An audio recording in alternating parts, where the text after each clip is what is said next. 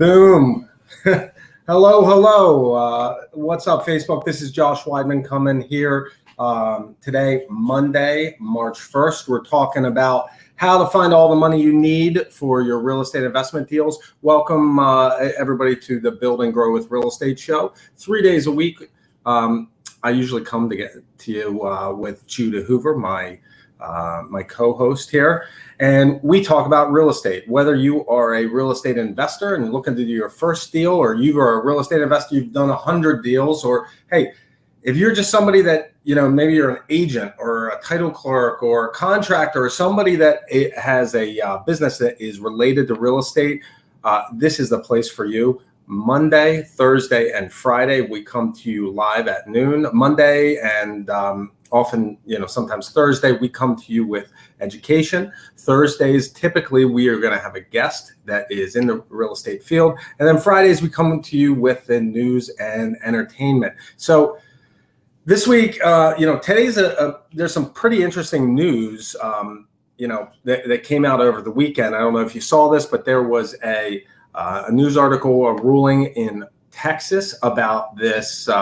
federal foreclosure and eviction moratorium that started, my goodness, several months ago, certainly almost a year ago, when all the shutdowns happened.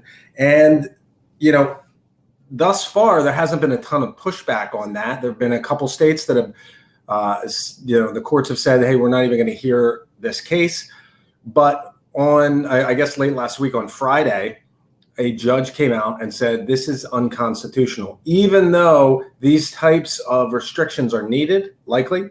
Right now, it's something that we're seeing in a lot of states. Even though these types of restrictions are needed, they're unconstitutional. And so that kind of throws a monkey wrench in there. We'll keep our eyes on that news as we get more information on it. Well, so today I'm going to be jumping back into part 2 of all the money you'll ever need. Judah had a dentist appointment, and if he can make it, it was supposed to end around the start of our show. But if he can make it, he's going to chime in here. Otherwise, you're going to have to put up with me today. What can I say? Anyway, without further ado, why don't we jump in here? Why don't we jump in, take a look at, take a look at what we discussed last week, and then we can kind of circle back. I don't know. I'm playing around with a couple different views here. What do you think of this view? No comments. All right. Let's bring this up here. By the way, if you're somebody that knows somebody that should be watching this show right now, make sure you tag them. And I'm reading comments as we go along here, so please chime in. Jeremy, what's working, man? How you doing, buddy? All right, so let's jump in here and see what we got. All right, so let's do a recap. Let's start with a recap here of what we discussed last week. First, why use private money? I mean, this is a big one. It should be pretty self-explanatory, but a lot of times it's not. It can be a lot easier or a lot more comfortable trying to go to a bank to get your funding. But if you have never invested in a property before, one thing that you're going to notice really quickly is that banks are going to loan money to you typically based on the purchase price as a percentage of the purchase price. They're not often going to include things like construction or upgrades to the property. There are some caveats to that. Yes, you can get a construction loan. Yes, they do exist. But if you're going through a bank, they take a heck of a lot longer to do, and you're going to be limited to the amount of money that you can borrow. I like private money because it can be fast, it's fairly inexpensive, and most importantly, you get to set the rules most of the time. We talked about this last week. Where do we find private money? You want to start with your circles of influence, and you've got 3 circles of influence. You have your primary circle of influence. These are the people that you know and you talk to and you interact with frequently. They know who you are, you know who they are. These are going to be the easiest people to initially, break the conversation with or open up the conversation with, because they're going to be people that they already have a level of trust. They know you. They may not be in the real estate field, but that doesn't really matter. I mean, they're people that you interact with and trust, friends, family members, personal associates. Your secondary circle of influence are going to be these people that your primary circle knows. They're people that they can introduce you to. They're warm leads. That warm lead will often get your foot in the door and open up the conversation. And then you've got your third sphere of influence. And these are people that they don't know who you are. You don't know who they are. And you don't necessarily have an immediate connection. I bring this group up because it's the largest potential group. It's the largest sphere of influence that is out there. Even if you are really super popular and know a ton of people, there's a couple billion people out there, a few billion people out there. That's a heck of a lot more than that you don't know than you know. All right. So we left the end of the show last week talking about starting to get the word out. And you can do this simply and without any cost in two simple ways. Number one, get some business cards with your name on it that say, we buy houses. Something that simple. Hand them out to people hand them out to agents you do business with, hand them out to people at title companies, interact, and it just gets your name out there. My very first wholesale deal came from just that.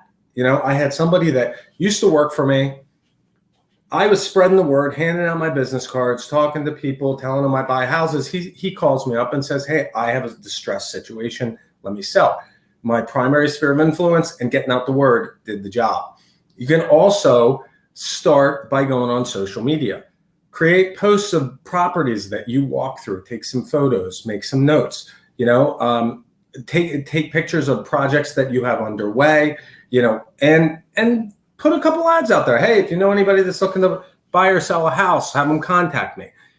These are primarily geared. These getting out the word. This beginning of a marketing plan. This stuff is going to be primarily targeted towards your primary sphere of influence, right? People you know and people who they know. So next, let's dig in here and talk about this third sphere of influence. These people that have cold connections, right?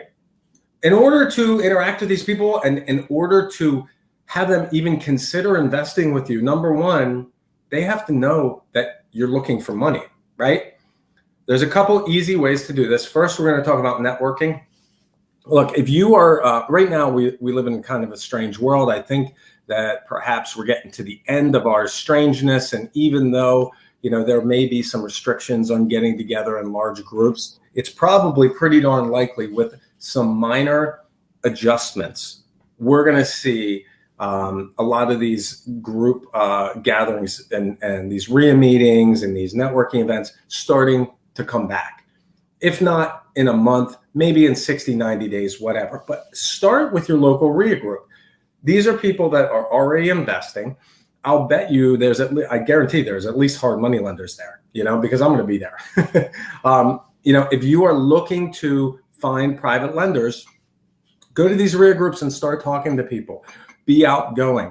Hand out those business cards. You might even put a business card, have on your business card something about, if you're looking to sell a house, if you're looking to lend money, if you're looking to get a high return on your investment, whatever. So as you hand these out, you're interacting with people that they already know the real estate investment game, and they may be interested in investing with you.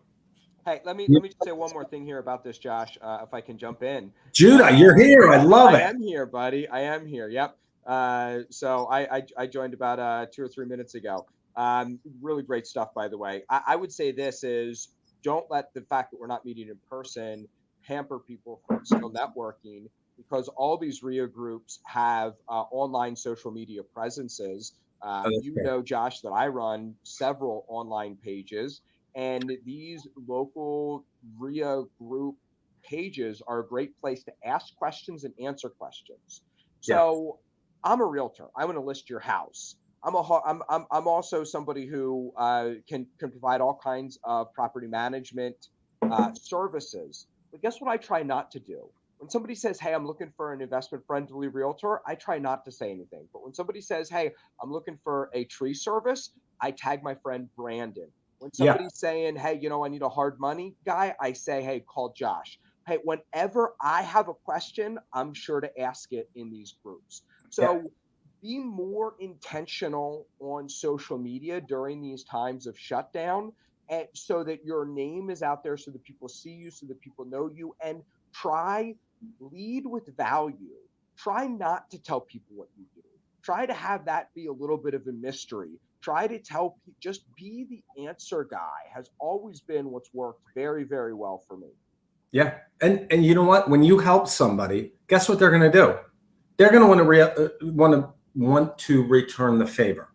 They're going to click on your social media link. They're going to see who the heck is Josh Weidman. Oh, Josh Weidman is Hard Money Bankers. Got it. So I guess I can go to him for any. I mean, just like you social media stalk people, other people are going to stalk you too. If you give a good answer or ask a good question, they're going to see what else can I know about this person. So by the way, also be sure that you've got, your permissions set to global, not everything, not, how many kids you have and what your birth date is and, what your, everything like that. But make sure that your social media profile kind of shows people who you are and that you are stalkable.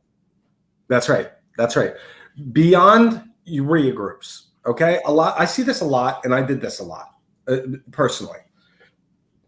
When you're just starting investing and you have all of these other groups that you're involved with, like let's say, something related to your job, you're still working full time, and you have these networking events that you go to that are related to your job. Well, listen, if you're constantly talking about real estate and flipping houses and this, that, and the other thing, these are conversations that are going to come up during these professional organizations, and you may think of going into these things. Maybe you already have a presence in the room as an engineer, at, whatever, the engineer company down the street, and you go to these events. Well, now you can go and break the ice as, yeah, I'm an engineer, but I'm transitioning out of my engineering job to be a full-time investor. This is what I'm doing, yada, yada, yada. It's another way to get a warm lead. And a lot of times you're going to be introducing people to this type of information for the first time. What do you mean? You can be the bank on an investment? That's crazy. What do you mean you're giving people 8%, 9% on their money? That's insane. And I'm telling you, people will not believe it when you start presenting it in a professional manner. Like, hey, the money is a tool. That's what it is. I would also say this, watch your messaging there just a little bit, Josh. It's perfectly acceptable to say, I've been doing this as a side hustle for a while. This is something else I'm doing.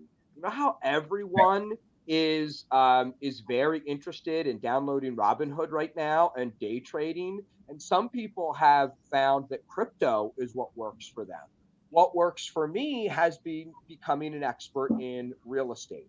By the way, that is fact, a little bit of information. If I say to Josh, I'm a real estate investor, Josh is going to say, wait, hold on. What do I know about Judah Hoover and a real estate investor? If I say, hey, Josh, you know how some people are making a lot of money trading on Robinhood? That's an undeniable fact. Some people have even really figured out the crypto game and how they can make money with crypto, and that works for some people. That's a second undeniable fact. If I slip in there a little bit of information, the third thing is a little bit of information.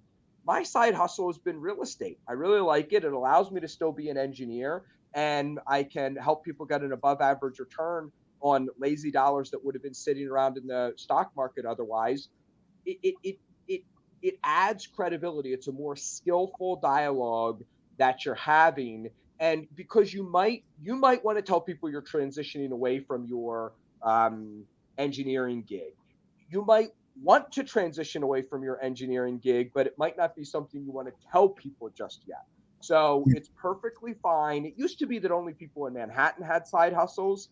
Now everyone kind of has a side hustle, and it's okay. So let real estate be your side hustle and just let it define itself as it goes forward. Don't pretend to own 80 rental units if you don't pretend that you're going full time by the end of the year if you're not sure that you are or not. Just be authentic about it.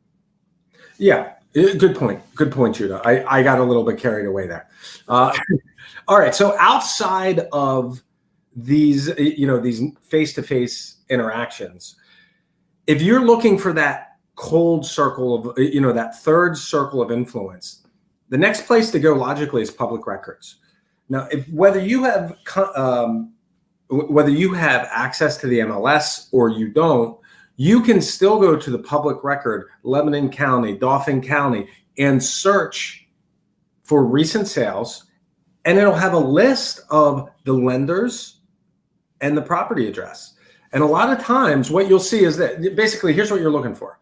You're looking for a non-bank grantee or mortgagee on that loan document that's been recorded as for the mortgage. You're looking for Tom Smith or, ABC Lenders Inc. You know what I mean? Whatever. Blue sweatshirt or Right. made up fictitious names or Right. whatever. If it's not Wells Fargo, if it's not Bank of America, if it's not, even if you never heard of the bank before, it might be First National Bank of Portland. Well, I guess there's a bank in Portland. You should be able to look through these records and say, you know what, that's a person or that's an LLC. That's an entity that's lending this money. That's a non-bank entity. That's exactly right. And 10% if you don't, of the time you'll be wrong, but 95% of the time you're going to look at these and you're going to be able to tell which ones are the bank entities or not. It's not. that's exactly right. And if you don't like combing through records and doing data analysis and looking at spreadsheets, a very simple way to do this, you can buy a list online that are for private lender lists. These are people that have a personal name or a business name that's not a bank that have already lent money to people, right? So, you can get these on ListSource, directmail.com, and clickthemail.com. They have these already sorted lists that you can buy. Now, with that being said, if you can get the list easily, guess who else can? Everybody else. Right. So just keep that in mind. And then, the next step here is once you've got once you've got the list, the next is marketing. And there's two really simple ways to do this. The first is going to be cold calling, either in person or on the phone. And I would recommend on the phone for the first call, or direct mail. These are going to be the most effective and most targeted if you get a good list. So Judah, you ever do cold calling for money? Oh, absolutely. All the time. Really? Yeah. Okay. Not all the time might be a little bit of an exaggeration, but it's funny. I had cold called for a lot of things, and I was actually nervous the first time that I cold called for money.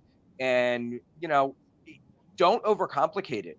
Don't over brag about who you are or what you're doing. And that script you have right there, man, I wish I would have seen this beforehand so that I could tell you how great it was and how much I loved it before I saw it. And so you didn't think that I was just buttering up in front of our audience here, Josh. But that's exactly what you say. Hey, John, this is Judah Hoover. I see you funded 123 Main Street. I don't know who you know him or how you know him or why you did that, but I'm an investor and I pay. Would you want to look for other projects to fund? That's They're right. going to say, no, absolutely. I did that for my sister. It was a one-time thing. Great. If you ever want to get, an above average return on that money again, give me a call. Is she going to pay you off or is she going to refinance? You can ask a couple follow-up questions, because here's what might happen. John Smith might love the interest that he's getting. And even though he did it as a one-time thing for his sister, he might decide, oh, well, maybe I do want to, lend money to you, Judah. And That's exactly right. there's a whole process here. Don't let the process work, because you're going to have to meet with John and you're going to have to show John a project, and then he's going to say no. Then you're going to meet with John and you're going to have to show him a project again. And he's going to say no. And it's going to be the third or fourth or fifth time you sit down with him. He's going to say, okay, you know what? I'll fund 123 Chestnut Street. But that's right. Don't get into any of that up front. You're just saying, hey, John, looks like you're an investor at some capacity. I'm an investor in some capacity. Let's talk. Right. That's exactly right. This is a broad net. Even the people that say, I'd very much be willing to, to fund your deals. They might want, 50% interest. That you're not interested in, right? But this is you're right. This is the foot in the door, and it's so low pressure that you should have no concern making this phone call. Basically, by the way, hold on. If somebody says, by the way, I want 50% interest on my money, the response is, great. I'm so excited.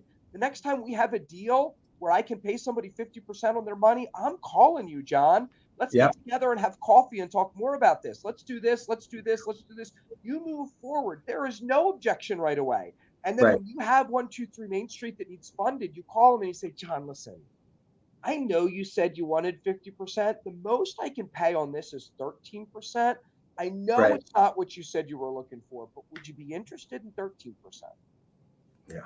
That's great. If John says the only way he's funding a loan is if it's at 25% loan to value, super duper, John. The next time I have a deal that's at 25% loan to value, dude, I'm giving you a call. And That's then you right. meet with them, and then you still go through the credibility kit. Then you still tell them how great you are. Hey, John, listen, I know you said you only wanted to fund deals at 25% loan to value. This one's a little bit outside that range. It's actually at 75%, but here's why I think it still makes sense. You want to make 13% on your money? Yeah. That's exactly right. So your approach with direct mail is almost identical. Almost identical. You can send a letter or a postcard. I would recommend both, but the first one would be a letter, and you're talking about a nice business letter. We don't want this to be, you don't want to look handwritten. You want it to look nice This and is professional. not a yellow letters time. That's right. Not a yellow letters time.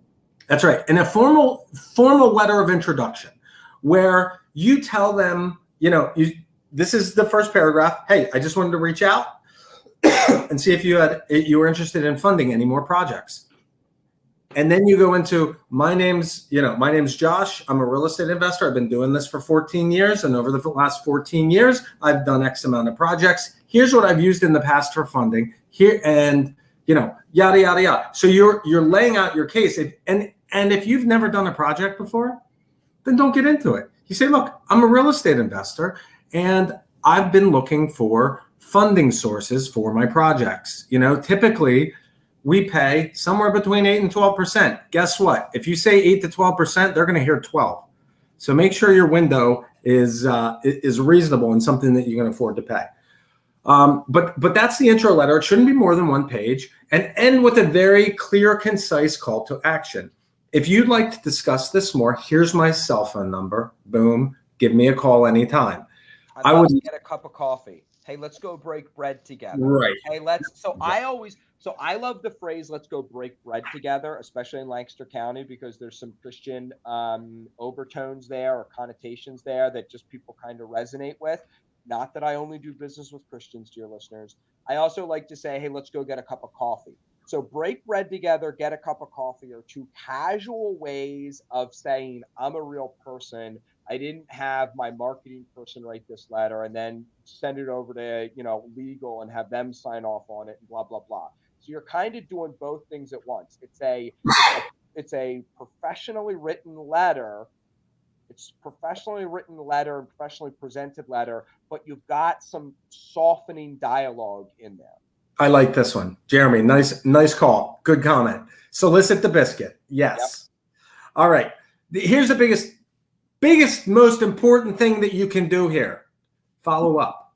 Because even if you call John and John says, I'm not interested at all, don't ever call me again, wait a month and call him back because his dog just went to the bathroom on his new carpet. He's in the middle of cleaning it up. And this morning he got in a fight with his wife. So yeah, he's going to say no. But a month from now, the sun's going to be shining. He's going to be thrilled. And he just got paid off from that last loan he made. And he's got an extra $200,000 sitting around and you want to pay him 9%. Great. Whatever the case is, you just have to keep realizing that no often means not now. Right. All right. When you're presenting the deal, I like this 5-part presentation. It's really simple. And the first 4 steps are geared to be done in about 20 minutes.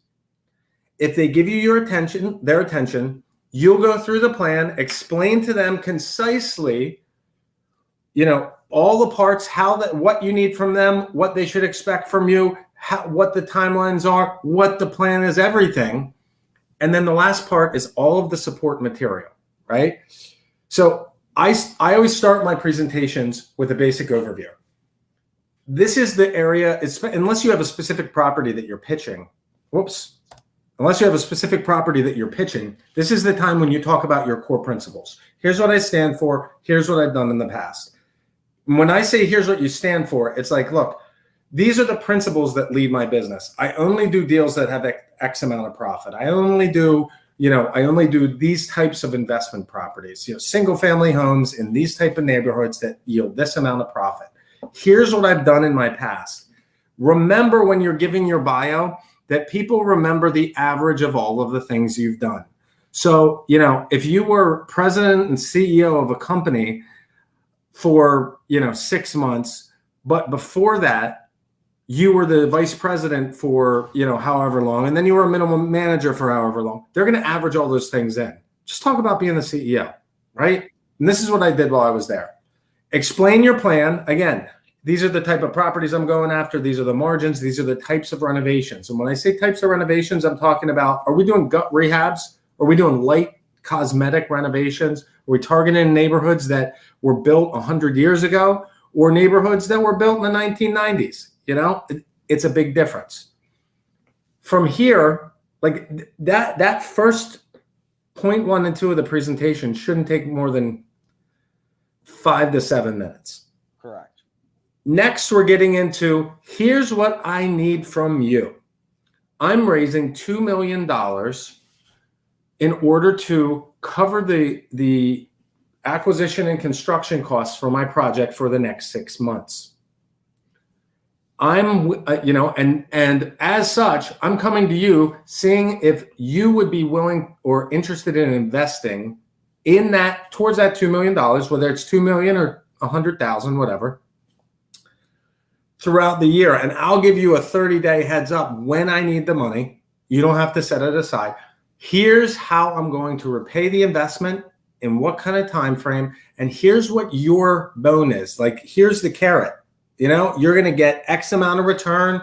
These are some things that could happen, and address their questions as you go through, so that towards the end, you're explaining to them very clearly, here's how I'm repaying you, and here's the time frame, so that there's nothing left to the imagination here except the details. And that's where your supporting material comes into play. Correct. What do you say, Judah? No, it sounds great. I love it. Keep going. All right. Okay.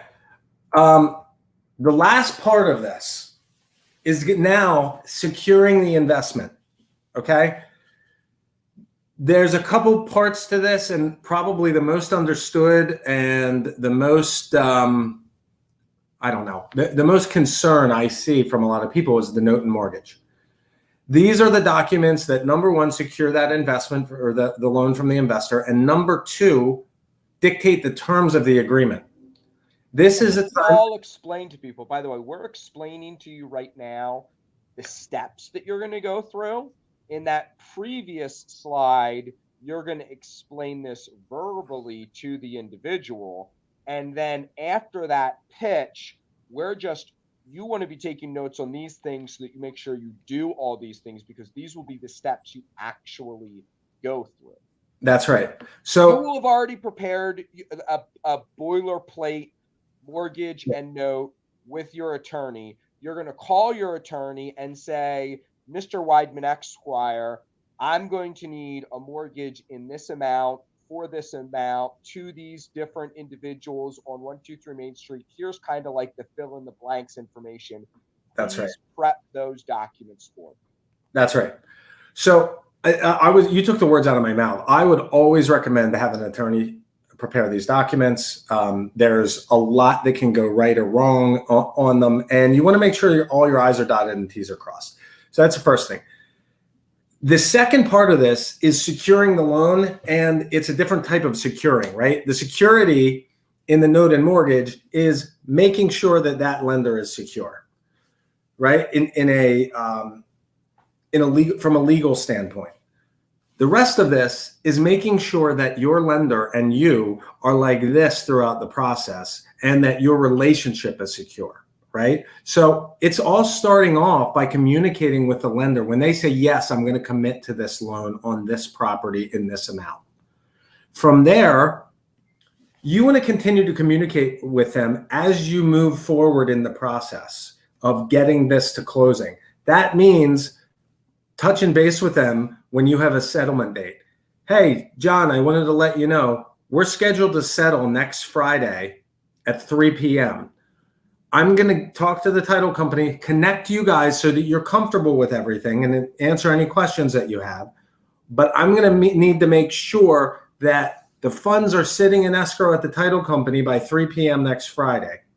All right? Yeah, great. Okay. Yeah, and I tell that I overline or excuse me, I overhype and underline that point as many times as possible when I'm talking with investors. I don't want the money. I don't touch the money.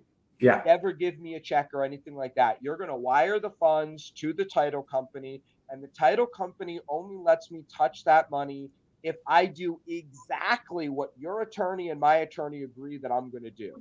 That's when exactly. I do it and how it all goes. If for whatever reason the deal falls apart or something comes up or whatever, your money just comes right back. That's right.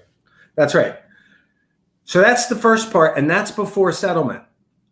Then you want to connect the lender and the title company. Some lenders might not care. They're like, okay, just send me the wiring instructions and let me know when the paperwork's signed. Others are going to inspect your signed documents before they send the wire. They want to make sure what type of title insurance and lender's title insurance are on the sale. They're going to, review the title, the title search and policy to make sure there's no exemptions that they are uncomfortable with. I mean, there's different levels, but you want to connect the two parties and get out of the way.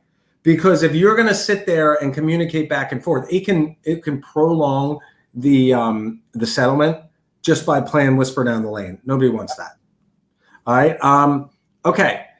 After the loan closes, you want to communicate with the lender. Hey, John, I really appreciate you funding this loan. I'm really excited about moving forward with it. Here's how we're going to communicate moving forward. One thing that I try to do with all my lenders and have set up from, depending on who they are and what's happening, is a bi-weekly update on the progress of the project. People love seeing before and after pictures. They like to see the progress. They like to, especially with something like this where it's their money, they like to see that their money is being put to work. Right. And so being able to provide that for them is going to go a long way, right? You go through that as the loan goes on. Finally, the last thing is communication after the loans are paid. Hey, John, we're going to settlement on Thursday, or we went to settlement last Thursday. You should have the wire from the title company by now. You got it? Great. Listen, would you mind doing me a favor? I really appreciate you doing this. I'm going to send you something. What's your mailing address? Blah, blah, blah, blah. Send them a T-shirt, send them a thank you card, send them a bottle of wine, whatever. But ask for a referral. Right. Ask for a letter of reference on how the process worked. Because guess what? The next time you go out and you're talking to a private lender, you say, yeah, here's 20 reference letters from different lenders that I've worked with over the last 2 years. Here you go. You have any questions, you let me know. That goes a long way in creating credibility. Yeah. Right. You've got to build your credibility. You've got to intentionally build your credibility from right up front. The worst thing that he can say is no, or the worst thing that he can say is, well, let's see till I get a couple payments, or let's, he might write you I've gotten references that were like